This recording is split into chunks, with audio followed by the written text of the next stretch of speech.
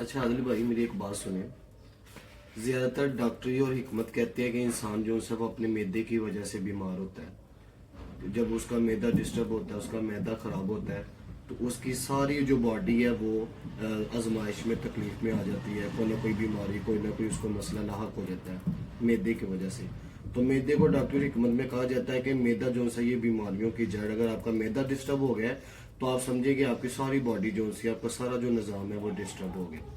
और नंबर दो, डॉक्टर हिकमत ये कहती है कि इंसान का जो मैदा उसका ताल्लुक उसके दिमाग के साथ है। ठीक है, उसके दिमाग के साथ है।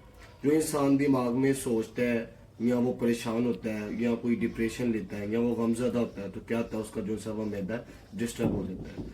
तो मैं ये कहता हूँ कि बेसिकली सिर्फ मैदा ही बीमारियों की जड़ नहीं है कि मैदे की वजह से इंसान बीमार होता है। मैं समझता हूँ कि अगर इंसान के लिए बीमारियों की अगर कोई जड़ है तो वो मैदे से पहले अगर कोई चीज़ है तो वो गम है।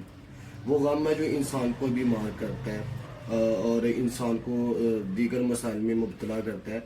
वो गम है जो इंसान को डिप्रेशन में डालता है और उसकी वजह से इंसान का मैदा डिस्टर्ब होता है और इंसान दीगर बीमारियों के अंदर मुब्तला होता है।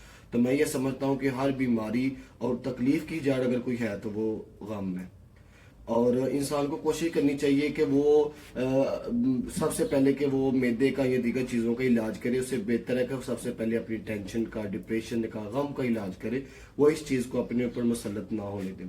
और इसी तरह अल्लाह ताला ने कुरान में फरमाया, फस्तजबना लहू व नज्जयनाहु मिनल गम व कज़ालिका नुंजिल मुमिनीन। और हमने उनकी पुकार को सुन लिया है। ठीक है। और